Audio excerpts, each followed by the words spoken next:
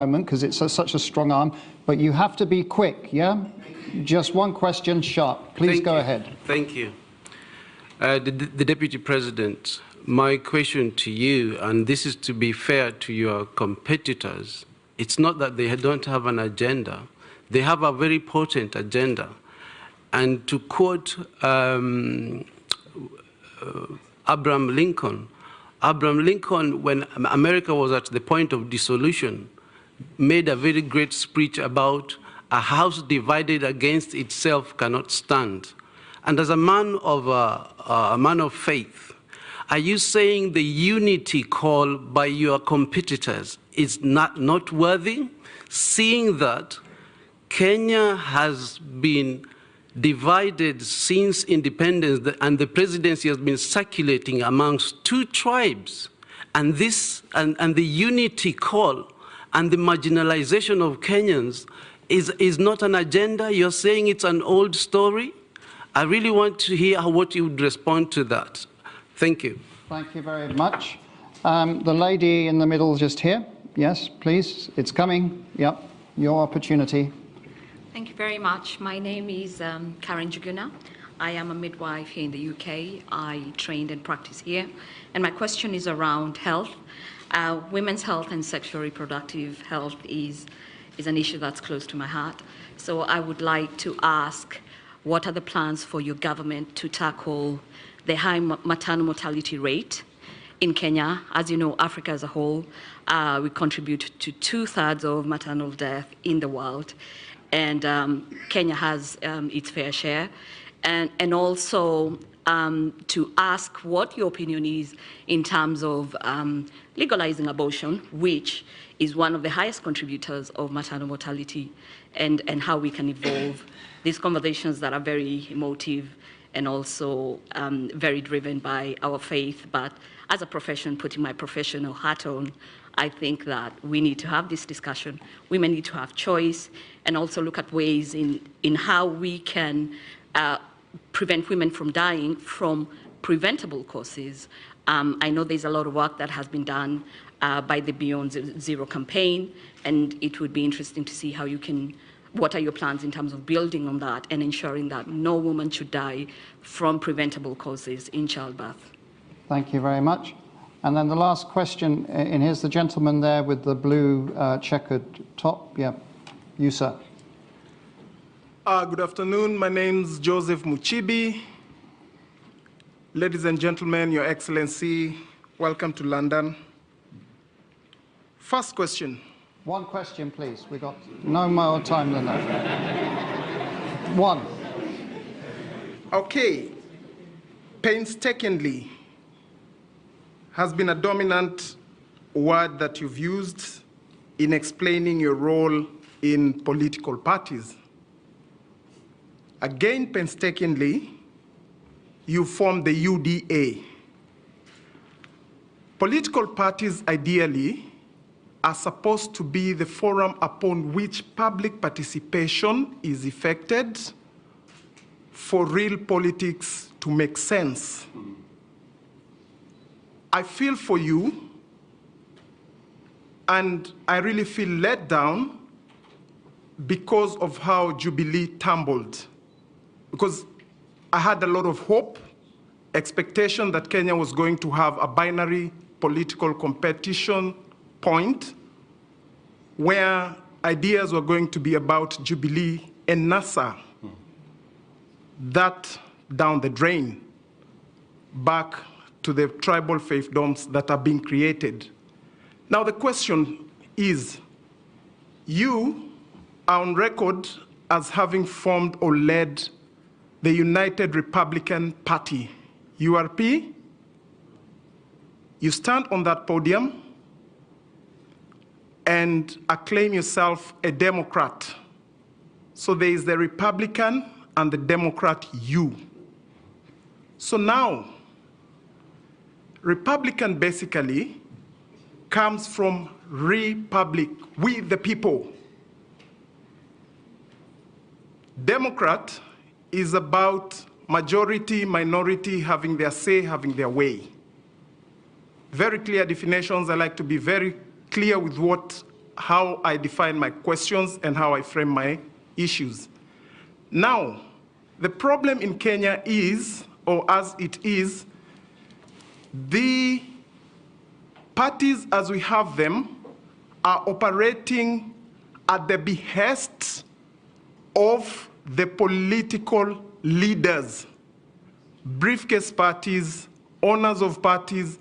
People do not have, because recently in one of the NDCs, a list came and names were mentioned, and the question was put to the floor: yes, nays, yes, have their day, elections. Really? So now what commitment do we have from you that the party you're forming, the UDA, will be about elections and not people serving at your behest? Then, Mr. Your Excellency. Sorry. That's enough. We don't have any more time. No way. Yeah, okay. Deputy President, I've just got a few cluster of questions here, which I'm just going to summarize. Why don't I answer these ones first, and then you okay, and then we'll have that. So go ahead, okay. And then we'll do one final round. we can meet later. My good brother, I didn't get his name at the back, says, am I dismissing the calls of unity? By no means, no, I'm not dismissing the calls of unity. I just want a bit of honesty and decency around those calls. When we went and we were told that we were having the handshake and it was about the unity of the country, it later turned out that it was a conspiracy. It wasn't genuine. You know, what happened? There was no unity. There was no building bridge. There was nothing. What happened? The handshake destroyed Jubilee, the ruling party. The handshake destroyed NASA, the opposition coalition. The handshake destroyed our Big Four plan. We couldn't implement it. The handshake destroyed government as we knew it. There was no government, there was no opposition. We ended up in a conundrum that nobody knew who was in the opposition. So, as we call for unity, is it the unity of the leaders or is it the unity of the people?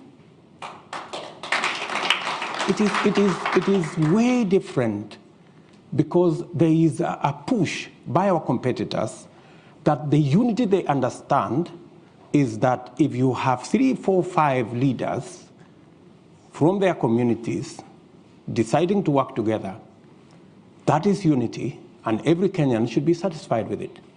We hold a different view. We believe that the unity of the nation will be built around getting everybody included, the inclusion, the political inclusion.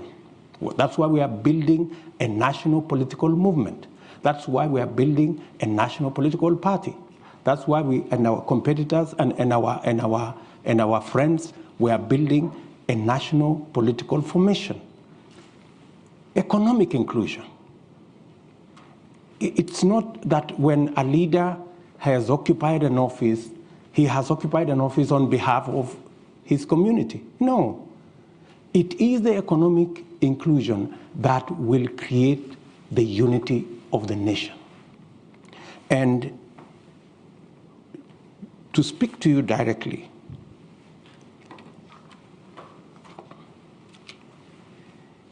if you want to tell us today that you want us to believe you, that you are genuine about the unity of the country, you know?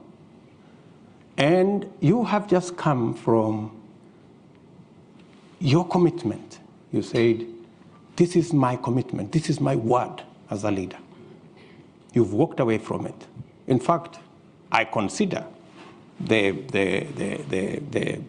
so-called unity, you know, people running away from their commitments, people running away from what they have committed to other leaders. And if you can lie, if you can cheat, if you can betray a fellow leader, what will you do to the people of Kenya? Huh? So, I mean, really, we have to be honest about this thing, and that's we must speak candidly as Kenyans to these issues. Let's not gloss over big words, unity of the country, second liberation, Mandela moment. No, I mean, this is all nonsense. I'm sorry. I mean, we really must speak to the real issues that bring people together. Health. Health is a very big issue. In fact, it's just that he squeezed time out of me. That's one thing that is at the heart of this conversation. We had a whole program on universal health. Unfortunately, we couldn't deal with it because we ended up chasing the BBI stories and the rest of it. So, what is our plan? We managed this year, in fact, three months ago, we managed to pass the changes to the law to make it possible for us to re-engineer the whole health space and make it possible for us to get to universal health coverage that carries with it your concerns on how women access health and how the citizens of Kenya access health. We now have the law that will give us a graduated contribution mechanism where people earning 6 figures like myself can pay more, and the people down the pyramid can pay less. And it is our considered view coming from experts and complete with actuarial expertise that it is possible under the new arrangement for us to double, if not triple, the resources that will be available to manage our health under our new health program as passed by the law in Parliament. That way, we can be able to deliver health in a much more predictable, quality health in a better way. And with it, when we came into office in 2013, I remember, I think it was in 2015, we then said that government of Kenya will pay through National Hospital Insurance Fund for every mother who gives birth. Many women avoided going to hospital because they could not afford, but we made it possible that every child must be born with health professionals in place. And that's why significantly we have reduced maternal deaths. With our universal health coverage properly rearranged, that will scale up those interventions. On matters to do with abortion, the law is very clear in Kenya until it is changed that if the health or the well-being or the survival of the mother is in jeopardy, doctors are legally given the permission to save the life of the mother. So that the provision on where life is in danger is already captured by our law. Maybe then, unless you're talking about something much more progressive, then that's another discussion. Kenya is a democratic country. We will have a conversation. And when we get to that place where we make that decision, then we will implement it in whatever fashion that the law will provide at that point in time. Mushibi, yeah, on what guarantees do we have to make sure that we are not transiting from this party and the parties are not democratic and that kind of thing. I am the biggest loser when it came to the collapse of Jubilee. I had invested, the same way I see that passion in you, I had invested a lot of emotion, a lot of effort in building the Jubilee Party. Unfortunately, we tried. The members of my team who are sitting here, who are members of Jubilee, know that I was the last person to accept that we move out of Jubilee. I was the last person. They are here, they are seated in this table. I was the last person. Everybody else had come to the conclusion that Jubilee cannot be saved. We have to get out because this Jubilee has been taken hostage by people who did not want us to have a platform to be able to prosecute a national agenda. And when there was no option, we left. But the flip side is that we ended up with a much more popular party than Jubilee. We ended up with people even who were not in Jubilee joining us. Some of them from other political parties, some of them even from ODM. We even have members of ODM who are sitting in this audience today who have joined us in UDA. So that's what it is. So I quite, the same way you sympathize with me, I also sympathize with you because I could see you are a great believer in that party. We don't have any more time for questions from the audience. This is the Royal Institute of International Affairs, so there are two questions that I've got from Joel Keefe and also from Amitav.